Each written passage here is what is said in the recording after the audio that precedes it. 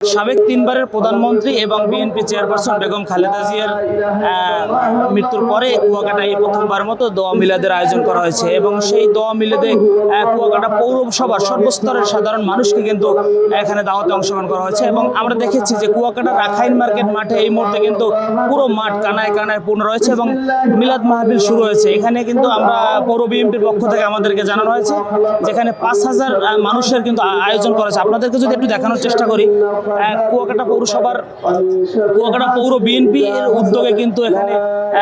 প্রায় 5,000 মানুষের জন্য দোয়া মিলাদের আয়োজন করা হয়েছে এবং আমরা দেখেছি কুয়াকাটা রাখাইন মার্কেট মাঠে কিন্তু বিএনপি এবং সকল সহযোগী সংগঠন পাশাপাশি সাধারণ মানুষের উপস্থিতি কিন্তু চোখে পড়ার মতো ছিল এবং এখানে এই প্রধান অতিথি হিসেবে এই দোয়া মিলাদ মাহফিলে অংশগ্রহণ করেছেন বাংলাদেশ জাতীয়তাবাদী দল বিএনপির কেন্দ্রীয় প্রশিক্ষণ বিষয়ক সম্পাদক এবং পটুয়াখালী 4 আসনের বিএনপির মনোনীত প্রার্থী আলহাজ A B M Mosharraf Hossain সহ কলাপাড়া উপজেলা বিএনপির সর্বস্তরের নেতাকর্মী এবং মহিপুর থানা বিএনপির সর্বস্তরের নেতাকর্মী এবং কুয়াকাটা পৌরসভার সর্বস্তরের নেতাকর্মীরা কিন্তু এই মিলাদ মাহফিলে অংশগ্রহণ করেছে। শিয়া বাটার ও ভিটামিনে সমৃদ্ধ লিলি বিউটি সোপ, তারুণ্যময় উজ্জ্বল ত্বকের জন্য। এবং এখানে দুটি প্যান্ডেল করা হয়েছে। আমরা দেখেছি একটি প্যান্ডেলে কিন্তু কুয়াকাটা পৌরসভার বিভিন্ন যে নারীরা অংশগ্রহণ করেছে এই দোয়া মিলাদে, সেই নারীদের জন্য কিন্তু আলাদা একটি প্যান্ডেল করা হয়েছে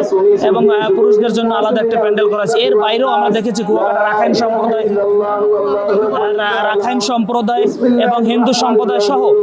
বৌদ্ধ খ্রিস্টান যারা রয়েছে তাদের জন্য কিন্তু আয়োজন করা হয়েছে এবং আমরা দেখেছি যে এখানে খাবারের যে আয়োজন করা হয়েছে সেই খাবারের আয়োজনেও কিন্তু সনাতন ধর্মাবলম্বীদের জন্য আলাদা খাবার রান্না করা হয়েছে। সব মিলিয়ে কিন্তু তারা কিন্তু কুয়াকাটা পৌর বিএনপির উদ্যোগে যে খালেদা জিয়ার দোয়া মাহফিল কেন্দ্র করে যে আয়োজন করেছে সেখানে কোনো কমতি রাখে না এবং গতকাল রাত থেকে আমরা দেখেছি এখানে রান্নাবান্নার কাজ চলতেছিল এবং পুরো পৌরসভার সর্বস্তরের মানুষ কিন্তু এই মিলাদ মাহফিলে অংশগ্রহণ করেছে এবং আমরা দেখেছি এবং কুয়াকাটা পৌরসভার সবচেয়ে যে বড় মাঠটি কেন্দ্রীয় যে মাঠ, সেই মাঠের অন্যতম একটি মাঠ হচ্ছে কুয়াকাটা রাখাইন মার্কেট মাঠ। সেই রাখাইন মার্কেট মাঠ কিন্তু ইতিমধ্যে একদম পরিপূর্ণ কানায় কানায় পরিপূর্ণ হয়েছে এবং সেই মাঠে ইতিমধ্যে এখানে প্রধান সভাপতিত্ব করেছেন এই অনুষ্ঠানের কুয়াকাটা পৌর বিএনপির সভাপতি আব্দুল আজিজ মুসল্লি এবং